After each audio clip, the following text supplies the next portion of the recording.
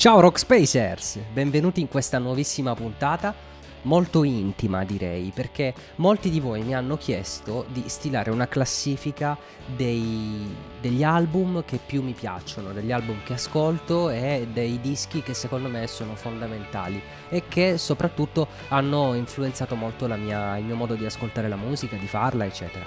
E allora ragazzi, siccome non sono riuscito a fare una classifica univoca, ho provato a dividere questa classifica per argomenti e in particolare per generi musicali. Quindi nella puntata di oggi vi presento i 5 album blues che sono tra i miei preferiti. Ci vediamo tra poco.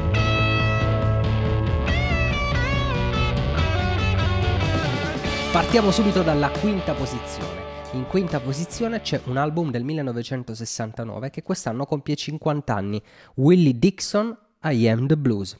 Ragazzi, questo album è un condensato di capolavori della storia del blues e del rock. Willie Dixon è un bassista, musicista, compositore, arrangiatore. Lui comincia la sua carriera nella Chess Records, che è stata la grande casa discografica che negli anni 50 ha dato i natali a artisti come Muddy Waters, Etta James, Coco Taylor, eccetera, eccetera, e su quale c'è stato fatto anche un film che si chiama Cadillac Records. E Willie Dixon ha scritto un sacco di canzoni che hanno reso celebri proprio queste personalità. Nel 1969 finalmente lui incide un album che raccoglie tutti questi grandi classici, però interpretati e cantati da lui che li ha scritti. E all'interno di questo, vabbè, cominciamo dalla copertina. Allora, la copertina è una fotografia meravigliosa scattata da Peter Hanft. Willie Dixon chiese a Peter Hanft come devo vestirmi per fare questa foto, e Peter Hanft gli rispose: guarda, mettiti il vestito della domenica, cioè della serie, vestiti bene. E Willie Dixon, nella sua semplicità, ha deciso di prendere alla lettera il consiglio, e quindi in questa copertina lui ha indossato precisamente l'abito che metteva per andare a messa. Da notarsi anche il cappellino in stile anni 40 e il calzino bianco. Questo è un tocco di classe.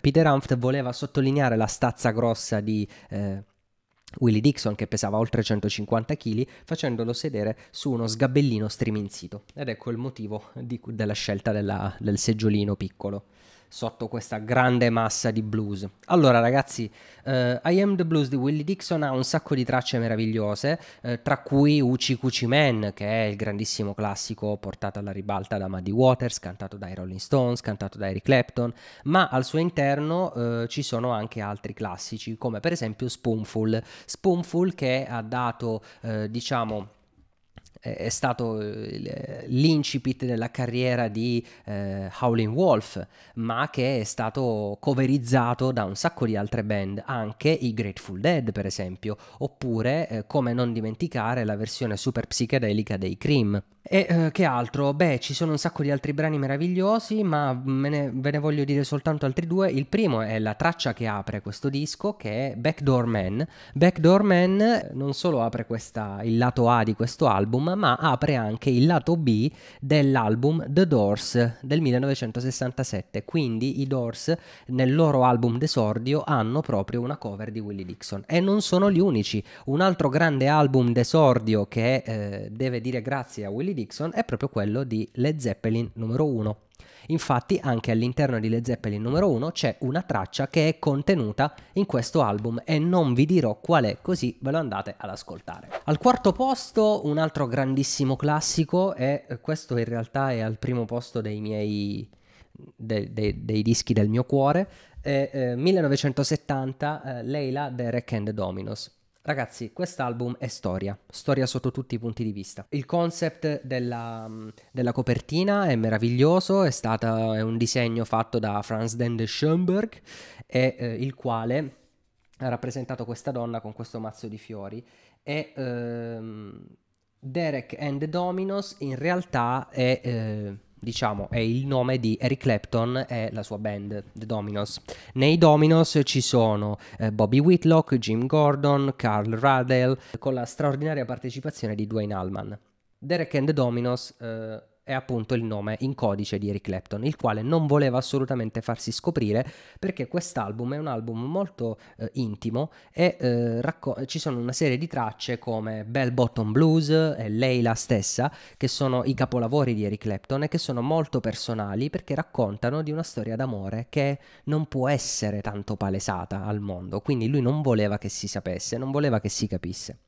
Il punto è che poi, quando è uscito il disco, le vendite andavano malissimo e quindi i produttori si sono fatti il giro dei negozi lasciando dei badge con la scritta Derek is for Eric Clapton, e quindi solo così la gente ha capito che Derek and the Dominos in realtà era il nome dietro al quale c'era Eric Clapton. Il nome che dà origine all'album, nonché a una delle tracce più famose di Eric Clapton, è legato a un poema persiano che si chiama Leila and Majnun. Allora, questo Majnun vuol dire pazzo nella traduzione. Perché? Perché Leila era innamorata di Majnun, ma non si potevano amare perché lei era stata data in sposa ad un altro uomo che non amava, ovviamente. Quindi lui è impazzito. Questa storia ha così sconvolto Eric Clapton che ha deciso di ispirarsi per raccontare la sua di storia, ovvero la storia del suo grande amore, quello di Pattie Boyd. Lui era follemente innamorato di Pattie Boyd e Pattie Boyd lo amava, loro si amavano vicendevolmente. Il problema è che Pattie Boyd era la moglie di George Harrison e George Harrison era il miglior amico di Eric Clapton. Insieme avevano lavorato anche su diversi dischi, su diverse tracce, si conoscevano da tempo, si frequentavano, quindi cioè ragazzi, essere innamorati della moglie del miglior amico non è la cosa più facile di tutti. Ecco, quando ascoltate Derek and the Dominos, ascoltate il vero blues, il blues il blues dell'anima, il blues che esce dal cuore, il blues della sofferenza, è l'idea di amare una donna e di non poterla avere. Questo è, e non solo, tutto questo e non solo, è Layla and Other Assorted Love Songs. In questo disco c'è anche uno bellissimo omaggio a un altro suo grandissimo amico che era Jimi Hendrix, è scomparso proprio in quel periodo. È infatti il side 4, la prima traccia del quarto lato, quindi del secondo perché è un doppio LP, è proprio Little Wing, che è una bellissima versione di Little Wing che Jimi Hendrix avrebbe sicuramente apprezzato se avesse avuto la fortuna di ascoltarla.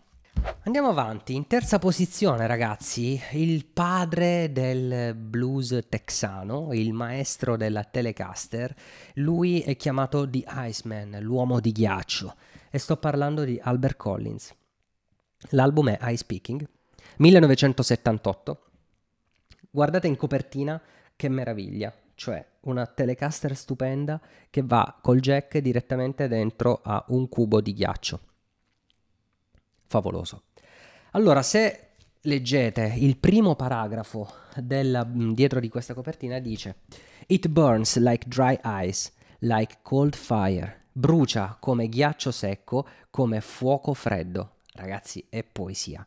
Qui ci sono contenuti alcuni dei soli e dei riff più devastanti della musica blues moderna ed è un brivido continuo. Lui era davvero il maestro del ghiaccio, proprio per questo. Lui riusciva a darti quell'emozione, ti graffiava nell'anima, ma ti dava sai quando c'è quel freddo, vibri, ti entra nelle ossa, ti viene la pelle d'oca quando l'ascolti. E questo per me è anche... Vabbè, lui si chiama...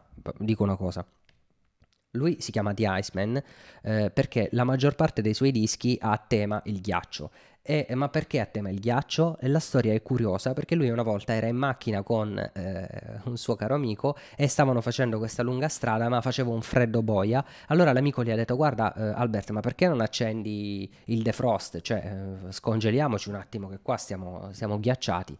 Allora lui, mentre cercava il pulsante del defrost e del riscaldamento in auto, gli è venuta in mente l'idea: ah, ma lo sai che defrost è un nome geniale per il titolo di un album? E così è nato il primo singolo di Albert Collins, appunto The Frost, ma da lì poi è stato un crescendo.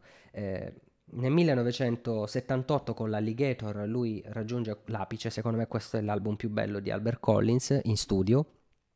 E all'interno ci sono delle tracce veramente strappamutande, cioè ragazzi, queste sono tracce che potete far sentire per conquistare qualunque donna. E mi rivolgo a voi donne: se volete che un uomo vi sposi, basta che gli mettete su l'album Ice Speaking. Cioè, se una ragazza mi facesse sentire Cold Cold Feeling, per esempio, io penso che potrei sposarmi immediatamente. Andiamo alle ultime 2 posizioni. Al secondo posto passiamo dal Texas a Chicago, signori, al blues della Windy City, della città del vento. Muddy Waters non poteva mancare. Hard Again. Hard Again è un album meraviglioso. 1983, ovviamente in quel periodo Muddy Waters era già abbondantemente realizzato come carriera, però era in un periodo un po' difficile, non riusciva a tirar fuori dei dischi degni del suo nome, non c'era nulla di speciale negli ultimi album di Muddy Waters. Beh, cos'è successo? Che poi è arrivato un certo Johnny Winter e diceva, ma guarda, io sono andato a vederlo dal vivo, Muddy Waters, diceva Johnny Winter, ma Muddy Waters è ancora tosto, cioè perché non riesce a fare un album bello? E non riusciva a capirlo. Allora cosa fa? Va da Muddy Waters e gli propone di produrgli un nuovo album, un album che celebri la sua grandezza con tutti i suoi grandi classici. E però cosa fa? Lui ha capito, Johnny Winter aveva capito che il problema non era Muddy Waters, il problema erano i produttori che avevano lavorato con lui, perché avevano sempre ovviamente ricreato gli ambienti di registrazione in base alle ultime tecnologie, e questo gap generazionale era, diciamo, stato lo scoglio per la creazione di un album bello. Infatti Johnny Winter decide di creare uno studio che sia il più vicino possibile all'ambientazione tipica degli anni 50, primi 60, e registrano questo disco in un'unica sessione dal vivo, quindi senza multitraccia, quindi tutto in un'unica ripresa e in un'unica lunga sessione di musica. E Muddy Waters è stupefatto dal risultato finale. Alla fine della session lui riascolta i brani che hanno appena registrato e dice: ragazzi, ma queste canzoni mi fanno venire il pisello duro di nuovo. Ecco il titolo dell'album, Hard Again. Tracce meravigliose come Manish Boy, che è la canzone in risposta a I'm a Man di Bo Diddley, e The Blues Had a Baby and They Named It Rock and Roll. Finalmente, palese, lui lo dice, lo dichiara, il blues ha avuto un figlio e l'ha chiamato rock and roll. Ragazzi, questo è un album da ascoltare tutto d'un fiato. Rimaniamo nel 1983 e questa volta andiamo di nuovo in Texas con Stevie Ray Vaughan and Double Trouble, Texas Flood. Ragazzi, quest'altro è un album sempre storico. Il disegno che vedete in copertina fu fatto da Brad Holland, illustratore di Playboy, Vanity Fair e una serie di altri magazine, ed è diventata storia della musica. Questa è storia, cioè questa copertina è storia. Prodotto da John Hammond, che stravedeva per Stevie Ray, e all'interno di questo disco ci sono delle tracce che sono diventati dei veri e propri standard, per esempio Pride and Joy o Rude Mood, oppure anche Mary Had a Little Lamb, che era un brano tradizionale che lui riesegue in una maniera tutta originale. E poi c'è anche la strappalacrime Lenny, che è dedicata alla sua chitarra, e in un certo senso la sua Strato, che gli era stata regalata da sua moglie, e quindi in un certo senso è dedicato anche a sua moglie. Ed è un brano strumentale meraviglioso che qualunque chitarrista, qualunque amante del rock e del blues dovrebbe conoscere a memoria. Va bene, allora ricapitolando, quindi abbiamo detto Stevie Ray Vaughan, Muddy Waters, Albert Collins, abbiamo visto Derek and the Dominos, quindi Eric Clapton, e poi siamo partiti da Willie Dixon.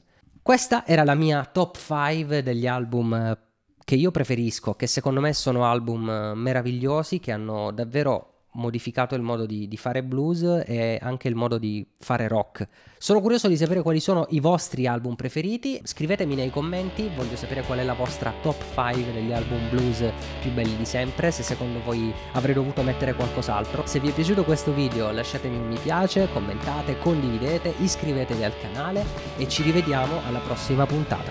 Pace, amore e rock space!